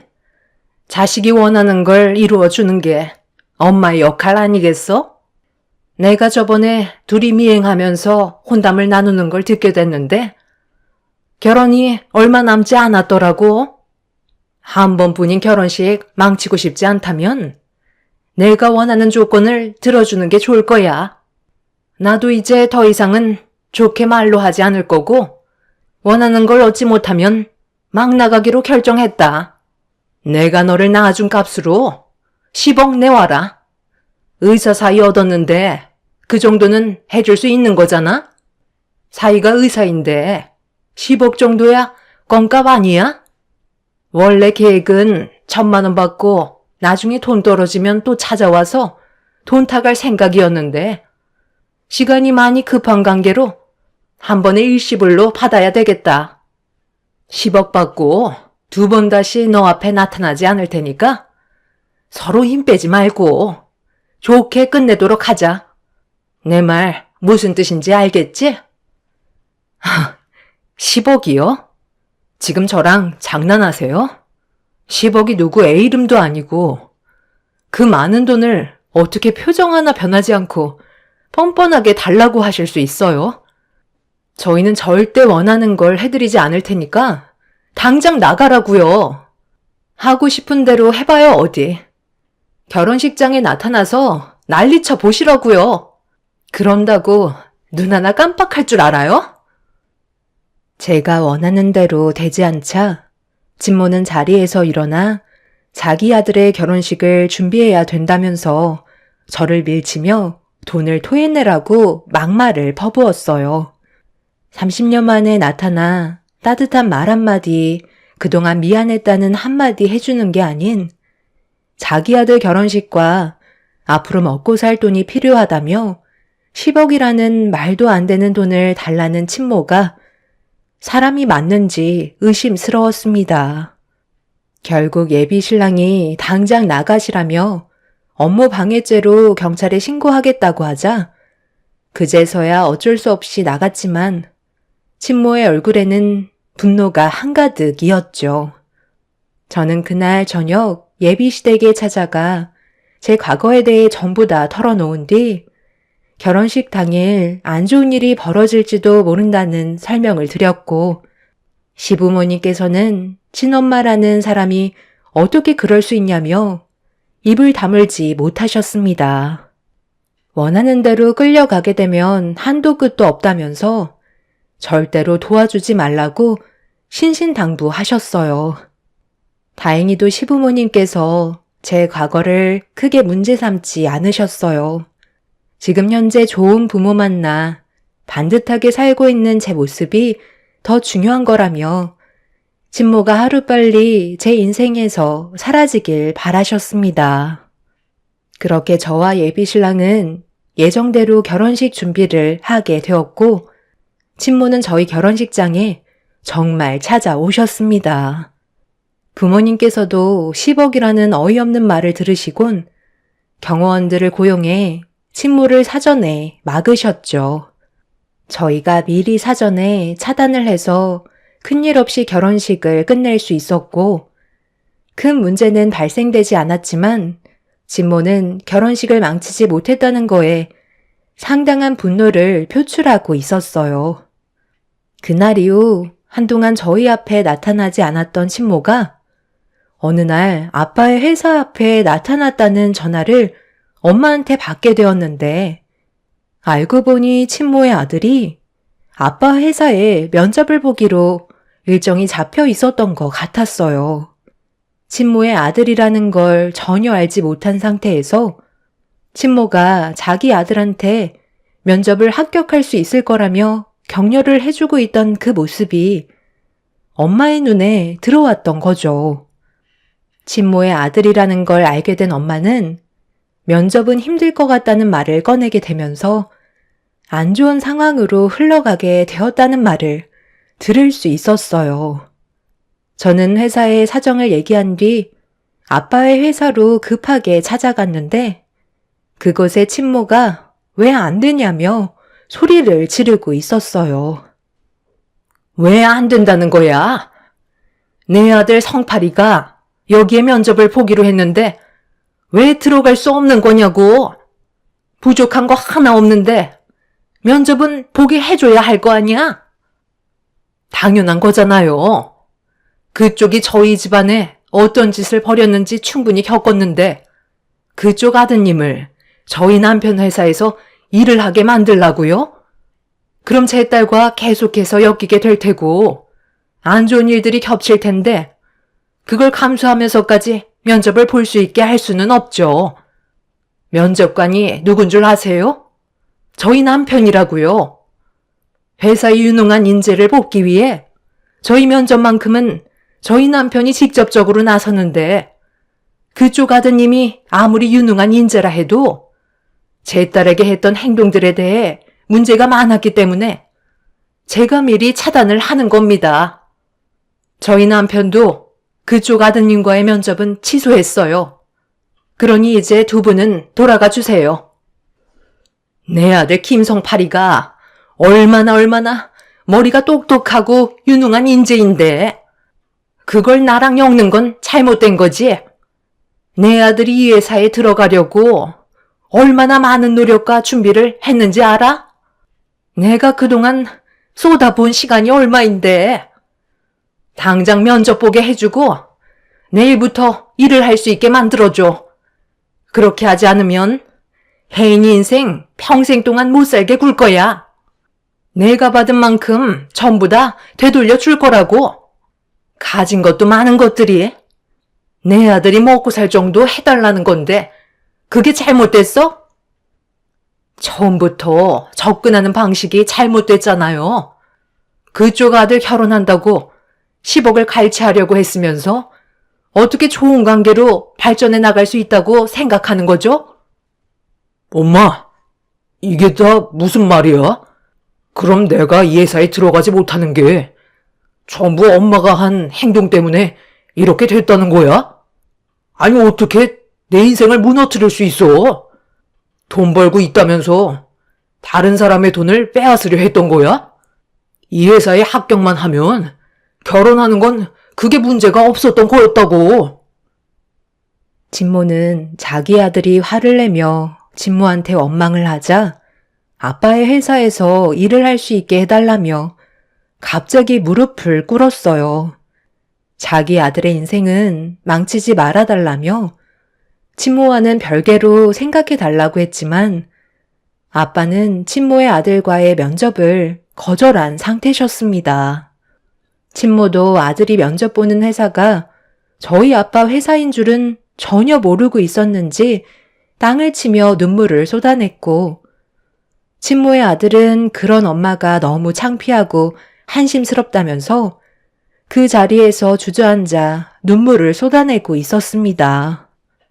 자기가 사랑하는 여자와의 결혼도 물거품이 되어버렸다며 자기 엄마의 옷깃을 잡으며 흔들어대고 있었어요. 진모는 자기 아들한테 미안하다고 알아서 다 해결하겠다고 했지만 친모의 아들은 결혼을 올리지 못하면 절대 얼굴을 안 보겠다며 친모를 뿌리치고 그 자리를 벗어나 버렸습니다. 친모는 아들을 위해 돈을 마련하려던 것뿐이라며 저에게 처음으로 미안하다는 말을 건네셨어요. 하지만 저는 30년 만에 나타난 친모한테 너무 큰 실망을 해서 더 이상 아무 말도 하지 않고 충격을 받아 비틀거리는 엄마를 모시고 회사 안으로 들어갔어요. 건물 위에서 모든 걸 지켜보신 아빠는 그 사람들의 인생과 저희가 함께 섞이는 건 좋지 않을 것 같다고 판단해서 내린 결정이라며 가족을 지키기 위해 그 사람들을 내친 거라고 말씀하셨죠. 진모의 아들은 자기 엄마에 대한 실망 때문인지 집에서 한 발자국도 나오지 않고 얼굴조차 보여주지 않자 진모는 자기 아들에게 용서를 받기 위해 애를 쓰고 있다는 소식을 들었습니다. 식당 일하며 벌어오는 돈으로 생활을 유지하고 있다가 친모의 아들과 결혼을 약속했던 여자분이 다른 남자와 결혼을 계획했다는 소식을 접하게 되면서 그 분노가 전부 친모에게로 돌아가게 되었고 친모에게 손까지 올렸다는 충격적인 상황을 듣고 말았습니다. 인생을 막 살기로 한 친모의 아들은 술에 쩔어 폐인처럼 살고 있다곤 하지만 그런 삶이 참 안타깝기만 합니다. 30년 전에 저를 버렸으면 떵떵거리고 잘 살면 될 것을 저보다 못한 인생을 살고 있는 친모를 보니 뿌린 대로 거둔다는 걸 확실히 느낄 수 있었죠. 술 중독에 손버릇까지 안 좋은 아들을 데리고 사는 친모는 왜 그런 삶을 택했을까요? 그런 아들이 저희 아빠 회사에 들어와서 일을 했었다면 그것도 문제가 많았을 것 같네요. 지금까지 일자리 하나 제대로 구하지 못한 건 다 이유가 있었던 거였고 그런 아들 평생 먹여 살릴 생각하면 눈앞이 캄캄할 것 같습니다. 뭐든 자기가 뿌린 대로 걷어들이는 거니 어쩌겠어요. 저는 좋은 부모님과 멋진 남편을 만나 행복하게 살아가고 있지만 친모는 저를 버린 대가를 받고 있는 중입니다. 어제 저녁에 모르는 번호로 전화가 오길래 받아봤는데 제가 누구시냐는 말 한마디 꺼내자 흐느끼며 눈물을 흘리시는 목소리가 들려왔어요. 제가 친모의 전화를 받지 않자 다른 번호로 전화를 한 거였죠. 자기의 인생을 한탄하며 돈 좀 달라며 애언을 하셨습니다. 아들놈이 돈을 구해오지 않으면 또다시 손을 올릴지도 모른다면서 도와달라며 사정을 하시더군요. 하지만 저는 친모의 말을 더 이상 듣지 않고 전화를 끊어 버렸습니다. 버릴 땐 언제고 이제 와서 낳아준 엄마라는 이유 하나만으로 찾아와 돈을 요구한다는 게 너무 화가 치밀어 올랐어요. 왜 가장 극단적인 상황이 와야 그제서야 후회를 하고 가족에 대한 소중함을 느끼는 걸까요? 친모는 저를 버렸을 때 그때의 선택에 대한 잘못을 평생 가지고 살아가셨으면 좋겠습니다. 제 사연을 들어주신 분들, 오늘 하루 가족들과 웃으며 행복한 시간을 만들어 가시길 바랍니다. 감사합니다. 안녕하세요. 저는 45살에 초등학생 아들 둘을 키우고 있는 아빠입니다. 최근에 일하던 회사가 부도나면서 실업자 신세가 되어버려 아이들을 먹여 살려야 해서 다른 직장을 알아보면서 배달 일을 하고 있는데요. 언제까지 배달 일을 해야 할지 모를 정도로 제 전공을 살린 일자리가 나오지 않는 상황이네요. 경제적으로 많이 어려워지다 보니 먼저 세상을 떠나게 된 아내가 보고 싶습니다. 항상 눈을 뜨면 밝게 웃으면서 저를 바라봐줬고 출퇴근하는 저를 위해 따뜻한 밥상을 잊지 않고 챙겨주던 그런 아내와의 작별은 지금까지도 받아들이기가 힘들 정도로 너무 마음이 아프네요. 아이들이 자기 전에 매일같이 엄마 보고 싶다는 말을 하는데 무슨 말을 해줘야 할지도 모르겠고 아이들이 엄마를 향한 그리움은 시간이 지나면 지날수록 점점 더 커져가기만 하네요. 있을 때 잘하라는 말 있잖아요. 그 말이 왜 아내가 제 옆에 있을 때는 몰랐을까요? 제 곁을 떠나고 나서야 있을 때 잘해줄 걸, 사랑하는 말 한마디 더 해줄 걸, 사소한 거 하나 표현해주지 못해 그런 미안함 때문에 아이들이 자고 있을 때 건조대에 있는 빨래를 개던 도중 그동안 아내와 함께 했던 흔적들이 또다시 눈에 들어오기 시작하면서 흐르는 눈물은 멈출 수가 없었습니다. 그만큼 아내의 존재 자체가 저에게는 너무나 중요했다는 걸 확실히 알 수 있었네요. 그런데 제 아내가 떠난 이후 절대 듣지 말아야 할 말들과 봐서는 안 될 충격적인 일들이 밝혀지면서 지금까지 저를 점점 더 힘들게 하고 있어요. 여러분들께서 제 사연을 들어봐 주시고 많은 의견 남겨주시면 정말 감사하겠습니다. 지금으로부터 1년 전 병원 신세를 지던 아내의 몸 상태가 점점 더 안 좋아지면서 출퇴근을 병원에서 했어요. 그리고 저희 어머니께서 제 아내를 보살펴 주셨죠. 장모님이 해주실 수도 있지만 고관절 상태가 좋지 않아 제대로 걷지도 못하셔서 휠체어 신세를 지고 있었거든요. 그러다 보니 아내를 돌봐주시는 간호사 외에 가족 중 한 명이 붙어 있어야만 했어요. 그래서 어머니께서 제 아내를 돌봐주시기로 결정하게 되었습니다. 그런데 어머니는 제 아내를 돌봐주러 오신 거지 장모님의 수발을 들어주려 온 건 아닌데 혼자서 할 수 있는 일들을 계속해서 어머니한테 명령하면서 시키고 있더라고요. 너무 당황스러워 그 모습을 빤히 쳐다보고 있는 저와 눈이 마주쳤는데도 아무렇지도 않다는 얼굴로 표정을 보이며 어머니한테 명령을 하길래 한 소리 하게 되었네요. 장모님, 지금 뭐 하시는 거예요? 여기가 요양원인가요? 아님 병원인가요? 저희 어머니께서 지금 집에도 못 가시고 병원에 계시는 건지 모르고 계세요? 이럴 거면 차라리 그냥 집으로 돌아가세요. 아무 도움도 안 되니까요. 도움 받을 수도 있는 거지. 컵라면에 물 좀 받아달라고 한 게 그렇게 잘못된 거니? 나도 몸이 좋지 않은 거 잘 알고 있으면서 너무 뭐라고 하지 말게. 멀쩡했으면 부탁하지도 않았어. 휠체어 끌고 다닐 힘도 없다. 여기는 저희가 알아서 할 테니까 그만 들어가세요. 신경 쓸 게 한두 가지가 아닌데 장모님이 도와주셔야죠. 괜찮다. 몸이 불편하셔서 그런 거니 너무 화내지 말고 지혜 좀 앉혀줘라. 얼굴이랑 몸 좀 닦아줘야 하니까. 저는 장모님의 행동이 별로 마음에 들지 않았어요. 뭐든 적당히 하셔야 하는데 어머니한테 죄송하다고 말하면서 계속해서 이것저것 심부름 시키는 게 너무 꼴보기가 싫었습니다. 그래서 장인어른한테 당장 전화해서 데려가시라고 얘기했어요. 서로가 예민할수록 조심해야 하는 건데 자기가 귀찮은 건 절대 하지 않으려는 행동들 때문에 더 이상 참을 수가 없었네요. 아내가 몸이 힘들어 말할 힘도 없어 저와 장모님 사이에 불화를 그냥 보고만 있는데 얼마나 장모가 하는 행동이 답답하고 창피했으면 인상을 찌푸리면서 눈물을 보이고 있는데 오히려 제가 더 미안해지더라고요.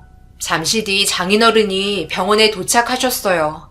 굳이 자기 딸 옆에 붙어 있겠다고 난리를 치는 바람에 며칠 동안 병실에 있던 장모님을 집으로 데려가려 하자 또다시 가지 않겠다며 자기 딸 얼굴 계속 봐야 한다고 병원이 떠나갈 정도로 소리를 지르셨고 그런 모습을 보고 있으니 저 또한 더 이상 참을 수 없어 장인어른에게 죄송하다고 얘기한 뒤 휠체어 끌고 병실 밖으로 내쫓았어요. 절대 안정이 필요한 아내가 이런 상황들 때문에 스트레스를 많이 받은 것 같아 당연히 결정해야만 하는 문제였습니다. 그런데 자기 딸 얼굴도 못 보게 한다며 휠체어에서 난리를 치시길래 저도 모르게 장인어른한테 화를 내게 되면서 점점 더 분위기는 험악해졌네요. 이런 모습을 지혜가 좋아하겠어요? 장모님의 행동들이 얼마나 창피했으면 눈물까지 흘리겠냐고요. 뭔가 착각하는 것 같은데 나 때문에 눈물을 흘리는 게 아니라 자네 때문에 눈물을 보이는 거겠지. 능력이 없어서 1인 병실도 얻어주지 못해 여러 사람이랑 같이 쓰고 있잖아. 내 딸이 얼마나 불편하겠어. 그러니 점점 더 내 병이 악화되고 있잖아. 그만하지 못해?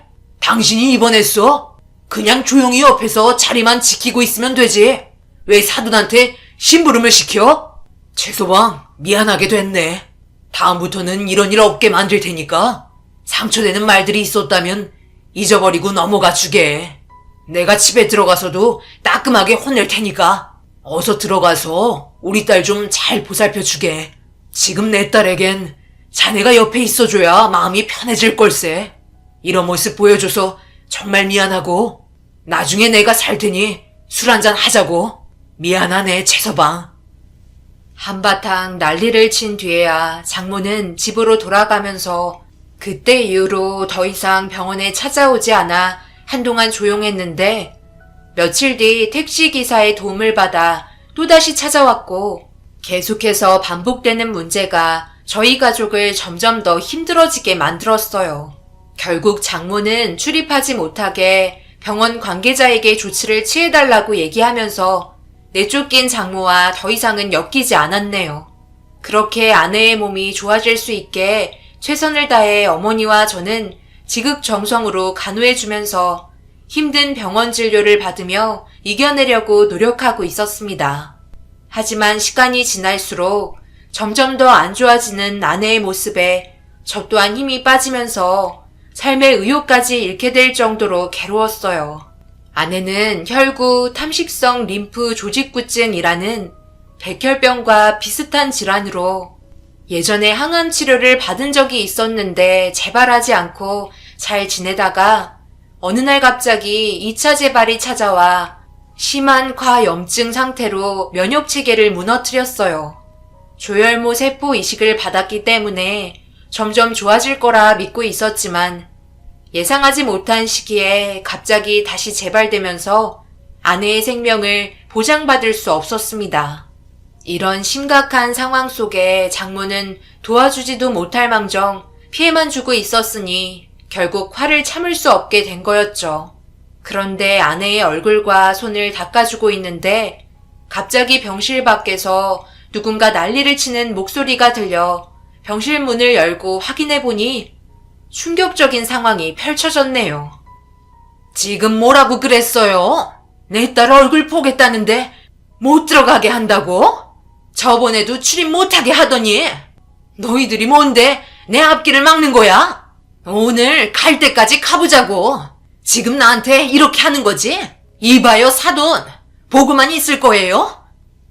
여기는 병원인데 남에게 피해만 주시는 건지 참 할 말이 없습니다. 정도껏 하셔야죠. 사부인이 그런 식으로 나오니까 출입을 허가하지 않는 거잖아요. 왜 성질대로 행동하시려는 거예요?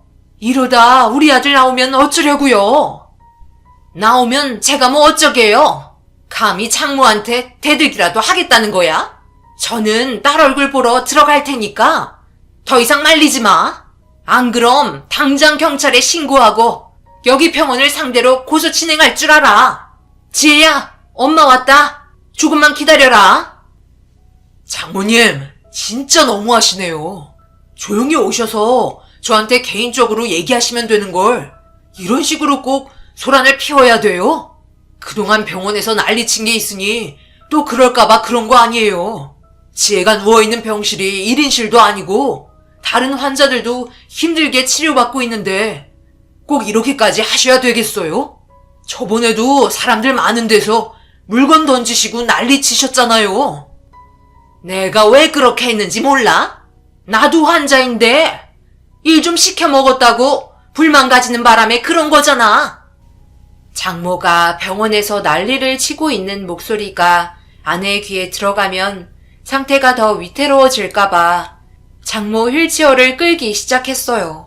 조용한 곳에서 대화를 풀어나가야만 했습니다. 왜 이렇게까지 하는지 물어보았고 앞으로 어떻게 하면 조용하게 지낼 거냐며 지친 얼굴로 물어보자 매일 병실에서 자기 딸 옆에 있고 싶다는 말이었어요. 당연히 그렇게 하는 건 상관없지만 중요한 문제가 하나 빠졌고 있는 동안 저희 어머니에게 이것저것 시키지 말라고 강하게 얘기했습니다.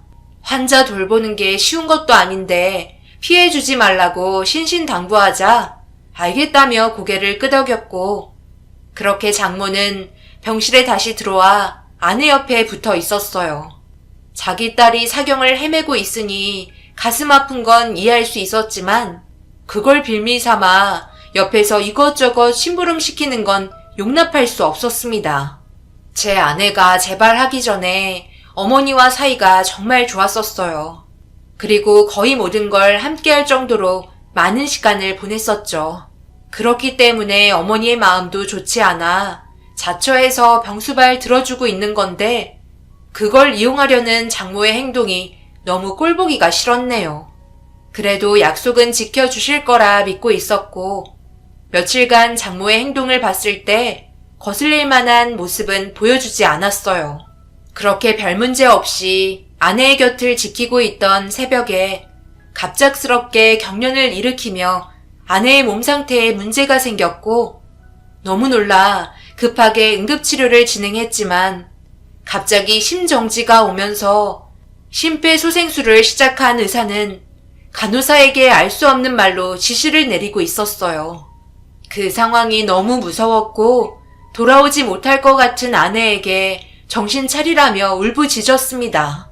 병원에 입원한 이후 제대로 된 말조차 나눠보지 못한 게 너무 마음이 안 좋았어요. 매일 다시 예전처럼 돌아와 달라며 기도했지만 제 기도가 하늘에 닿지 않았는지 결국 의사는 시간과 날짜를 말하면서 사망 선고를 내렸습니다. 아내의 손을 얼굴에 비비면서 눈을 뜨라며 얘기했지만 미동조차 없었고 따뜻한 아내의 품속에 얼굴을 파묻고 체온이 식어가지 않게 계속해서 주물러 주었어요. 깊은 잠에 빠진 것 같은 모습을 보여주고 있는데 세상을 떠나고 말았다는 현실을 받아들이기가 너무 힘이 들었습니다.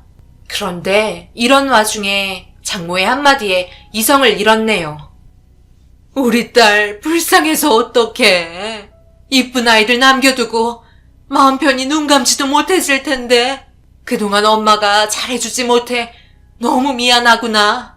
우리 딸 항상 잊지 않을 거고 평생 엄마 마음속에 그동안 행복했던 추억 간직하며 살게. 잘 가렴. 채서방 그만 울게. 그래도 산 사람은 살아야 하지 않겠나? 그러다 자네까지 쓰러지게 생겼어. 우리 안 좋은 생각만 하지 말고 좋은 생각도 하면서 앞으로의 계획에 대해 의논을 하는 게 좋지 않을까? 우리 딸이 틀어놓은 보험이 있잖아. 생명보험 하나 틀어놨다는 거 예전부터 알고 있었는데 몇 억은 된다고 하지 않았어? 그래도 내가 지혜 엄마인데 생명보험으로 나온 얼마의 금액은 받을 수 있지 않을까?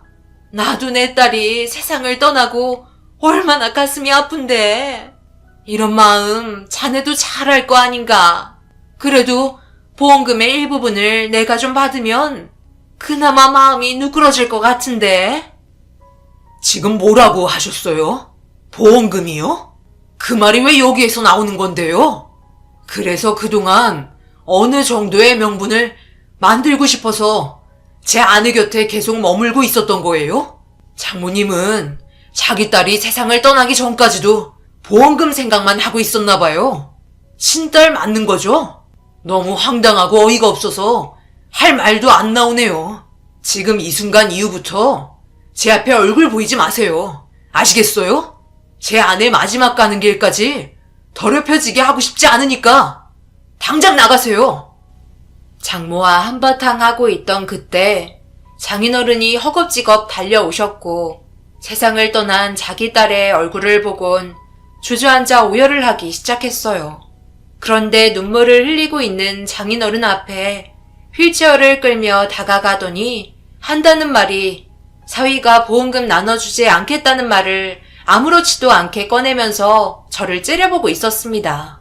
고개를 떨구고 눈물을 흘리시던 장인어른이 갑자기 눈물을 멈추셨고 천천히 고개를 들어 장모의 얼굴을 무서울 정도로 쳐다보며 천천히 일어나셨어요. 그리곤 장모의 얼굴에 손이 올라갔고 순식간에 정적이 흐르던 병실에서 장인어른은 장모에게 이혼하자는 말을 꺼내게 되었네요. 자기 딸이 제대로 살아본 적 없이 세상을 떠났는데 지금 딸 앞에서 보험금 얘기가 어떻게 나오냐며 이성을 잃어버리셨고 모두가 장인어른을 말리며 힘겹게 분위기를 진정시킬 수 있었습니다. 그렇게 한바탕 한 뒤 아내의 장례식을 치러야 했고 아내의 장례에 필요한 것들을 이것저것 챙기고 있는데 장례식장에 들어오지 못하는 장모가 눈치를 보며 멀리에서 저를 지켜보고 있었어요. 그냥 무시했고 아내가 안치실로 들어갔는데 장인이 누군가와 심각하게 대화를 하고 있더라고요. 다름 아닌 염습사였고 둘이 알고 지내는 사이 같았어요. 그런데 점점 장인의 표정이 굳어지길래 무슨 대화를 하는지 듣고 싶어 벽에 붙어서 귀를 기울였습니다. 그리고 엄청난 사실을 알게 되면서 도저히 장모를 용서할 수가 없었고 되돌릴 수 없는 일들이 벌어졌네요. 자네, 지금 나랑 말장난 하자는 거 아니지? 어떻게 이런 일이 있을 수가 있는 거지? 확실히 두 눈으로 확인했다는 거야? 그렇다니까요. 제가 언제 형님한테 거짓말 한 적 있습니까? 이거 영상 좀 보세요. 저도 처음에 경악했다니까요. 말도 안 돼. 어떻게 이런 일이 가능할 수가 있는 거지? 분명 병원에서 제대로 된 진단을 했었을 텐데. 확실한 거 맞아요? 제 눈이 잘못된 줄 알고 그래서 사진도 몇 장 찍어놨어요. 한번 보세요. 확실하죠? 염습사가 장인에게 건넨 자료들을 문틈으로 보게 되었고 엄청난 충격적인 결과를 가져오게 되면서 도저히 장모를 용서할 수가 없었습니다. 제 눈이 의심스러웠고 현실을 받아들이기에 너무 경악스러울 정도로 심각한 문제여서 장인과 염습사가 보고 있던 핸드폰을 뺏은 뒤 나중에 돌려드리겠다고 말하면서 뛰쳐나왔어요. 그리고 주위를 살피면서 장모를 찾아다녔습니다. 그렇게 오랜 시간 찾지 않고 장모의 뒷모습을 보고 있는데 장인의 차 앞에 멈추더니 주위를 살피길래 안 보이는 곳에 숨어 지켜보며 장모의 행동을 유심히 보고 있었습니다. 그런데 그 순간 휠체어에서 천천히 일어나더니 오랫동안 앉아 있어서 허리가 뻐근했는지 차에 올라타기 전에 몸을 풀고 있었고 스트레칭이 끝나자 차 트렁크를 열어 휠체어를 반으로 접은 뒤 그 무거운 휠체어를 들어서 트렁크에 밀어넣고 있었네요. 분명 제가 듣기로 고관절 괴사로 인해 한쪽 다리로 지탱하는 게 불가능해서 걷는 것조차 힘이 들다는 말을 장모의 입에서 들었었는데 전부 다 연기였다는 걸 확인하게 되자 더 이상 용서할 수 없었어요. 차에서 뭐 하는 거예요? 아직 못 내리고 계신 거였어요? 저희 아들이 갑자기 장례식장을 뛰쳐나가서 찾고 있는 중이네요. 제가 도와드릴 테니 같이 장례식장으로 들어가요. 그래도 딸의 마지막 모습은 보셔야죠. 그럼 그럴까요? 제가 고관절이 안 좋아서 혼자서 아무것도 할 수가 없잖아요. 도와주신다면 저야 고맙죠. 감사합니다. 그래도 덕분에 편하게 휠체어에 앉을 수 있었네요. 그럼 장례식장으로 가볼까요? 준비는 다 끝났어요. 어머니, 갑자기 나타나서 죄송해요. 나중에 다 설명할 테니 장모님이랑 단둘이 대화 좀 해야 할 것 같아요. 먼저 들어가 계세요. 오래 걸리지 않아요. 두 눈으로 다시 한번 확인해야 할 게 있어서요. 걱정 말고 들어가세요. 뭐야? 어디까지 가는 거야? 뭘 확인할 게 있다고 이렇게 멀리까지 온 거냐고. 여기 너무 위험하니까 돌아가게. 왜요? 다리 위에 있어서 무서워요? 제가 장모님 밀어버리기라도 할까봐요? 아직 중요한 말은 꺼내지도 않았는데 벌써부터 겁을 먹고 그러세요. 저한테 숨기는 게 있으면 지금 당장 솔직하게 말하세요. 그러면 용서해 드릴게요. 하지만 만에 하나 거짓이 조금이라도 첨가된다면 그때는 장모님도 지혜 곁으로 보내드리도록 하겠습니다. 뭐야? 내가 뭘 잘못했다고 용서를 빌라는 거야? 나는 자네가 무슨 말을 하는지 도통 모르겠네. 그래요? 모른다 이거죠? 그럼 여기 핸드폰 안에 있는 영상은 어떻게 설명하실 건데요? 왜 표정이 굳으시는 거죠? 저한테 딱 걸리니까 불안해 죽겠어요? 뭐 하세요? 영상 보고도 지금 발뺌하실 거예요? 왜 이렇게까지 했는지 설명하시라고요. 제가 증거물을 내밀자 그제서야 장모는 얼굴색이 싹 변하더니 무서운 표정으로 저에게 막말을 퍼부어댔어요. 그동안 알고 있었던 장모와는 멀어도 한참 먼 모습이었고 휠체어에서 일어나더니 저를 보며 걸어오면서 제 멱살을 잡았습니다. 그리고 제 아내의 보험금을 요구했고 아무런 대꾸도 없자 장례식 하면서 벌어들인 부의금 가져가겠다며 돈에 환장한 모습을 보여주고 있었어요. 그러면서 한다는 말이 휠체어를 타고 걷지 못할 정도의 몸이 되어야 신청한 보험금이 나온다면서 지급받게 될 날짜가 얼마 남지 않았다면서 들뜬 얼굴로 저와 마주했어요. 그동안 이 핑계 저 핑계 대면서 힘들게 제 아내의 병간호를 해줬던 엄마를 부려먹었던 행동에 대해 더 이상 용서해줄 수 없었습니다. 결국 그동안 보험회사를 상대로 사기를 쳤던 장모의 행동을 전부 고발하게 되었고 그동안 받았던 보험금 또한 전부 환수 처리되었네요. 그리고 장모에게 역으로 고소장이 들어가면서 되돌릴 수 없을 정도로 상황이 심각해지게 되었어요. 제 아내의 장례식까지 전부 망칠 뻔한 장모를 사전에 잡게 돼서 아내의 장례를 무사히 끝낼 수 있었고 결국 장인과도 이혼을 할 수밖에 없었네요. 당연한 결과였어요.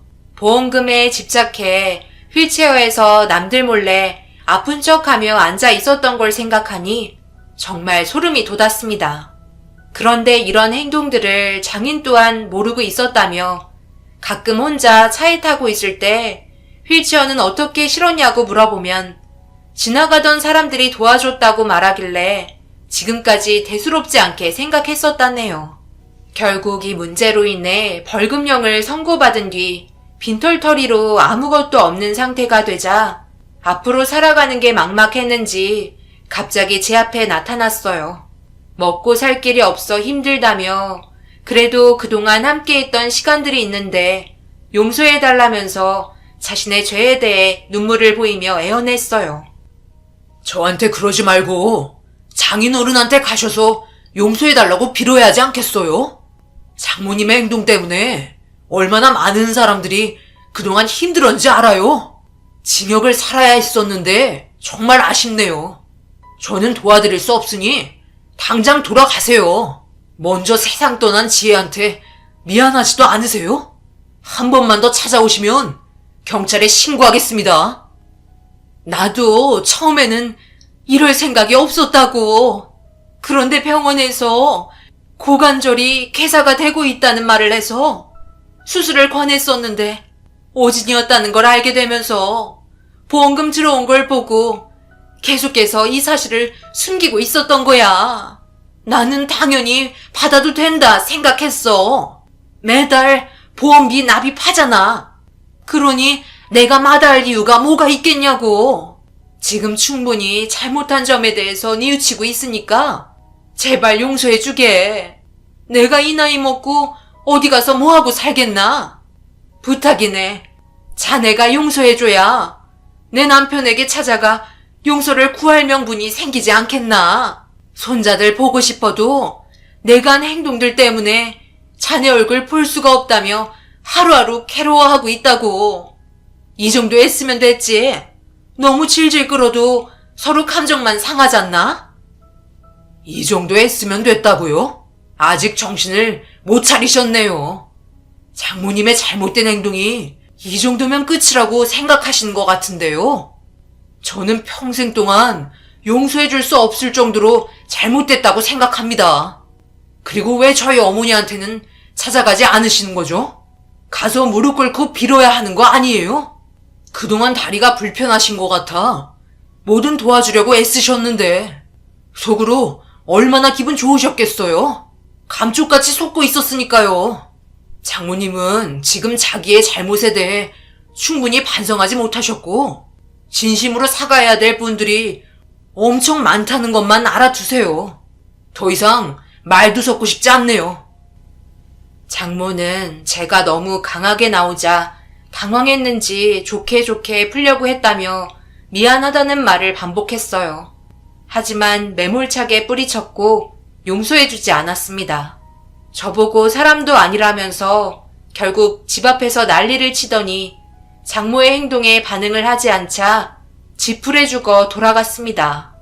그 뒤로 2번 다시 얼굴을 본 적은 없지만 마음이 편하지는 않네요. 제 아내는 단호하게 내린 결정에 대해 잘했다고 말해줄까요? 앞으로 살면서 제발 정신 좀 차리고 앞날을 걱정했으면 좋겠네요. 오늘따라 세상 떠난 아내가 너무 보고 싶습니다. 앞으로 제가 어떤 식으로 처신을 하면 좋을지 의견 주시면 정말 감사하겠습니다.